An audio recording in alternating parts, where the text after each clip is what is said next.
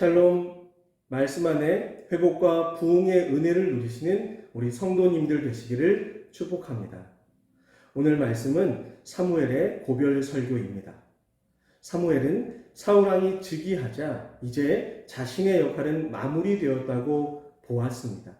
그는 마지막 설교를 통해 사사로 살았던 지난 날의 삶을 되돌아보았습니다. 사무엘은 한평생 하나님의 사사로 일해왔던 사람입니다. 사사는 히브리어로 쇼페팀입니다. 직역하면 재판관이라는 뜻이죠. 판결은 지도자가 하는 대표적인 역할이었기 때문에 당시 사람들은 지도자를 사사라 불렀습니다. 즉 사사는 하나님의 뜻에 따라 이스라엘 백성을 다스리는 영적, 정치적 지도자였습니다. 사사는 제사장, 선지자, 왕의 일을 겸했습니다.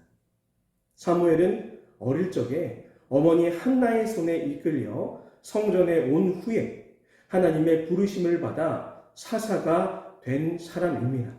그는 일평생 하나님의 말씀에 순종하기 위해 애썼습니다. 그의 이러한 애씀은 본문 3절 말씀의 사무엘의 고백에서 잘 드러납니다. 그는 이스라엘을 다스리는 사람으로서 꼭 지켜야 할 일을 잘 지켰음을 고백한 것입니다. 이러한 그의 모습은 당시에 다른 나라를 다스리던 왕들의 일반적인 모습과 비교할 수 있습니다. 당시 이방의 왕들은 자신을 위해 백성들을 이용하고 억압하고 착취했습니다. 본문의 앞선 8장에서 사무엘은 이스라엘 백성들도 이러한 왕을 맞이하게 될 것이라고 경고를 한 바가 있지요. 그러나 사무엘은 한평생 이와 정반대의 길을 걸었습니다.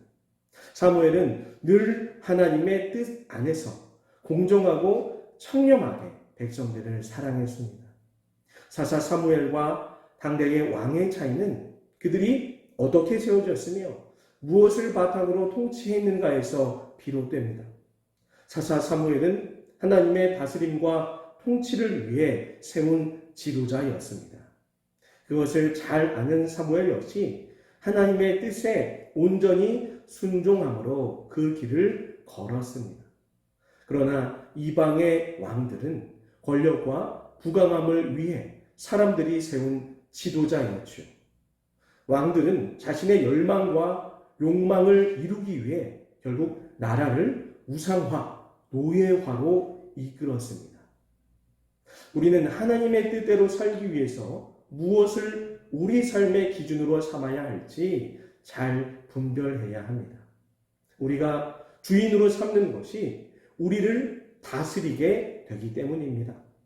하나님을 주인으로 모시면 우리의 삶은 하나님의 뜻으로 세워집니다. 하나님을 사랑하고 이웃을 사랑하는 삶이 되는 것입니다.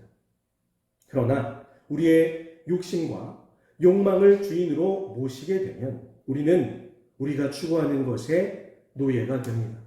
그것을 이루기 위해 우리의 마음과 생각과 삶이 모두 빼앗기게 됩니다.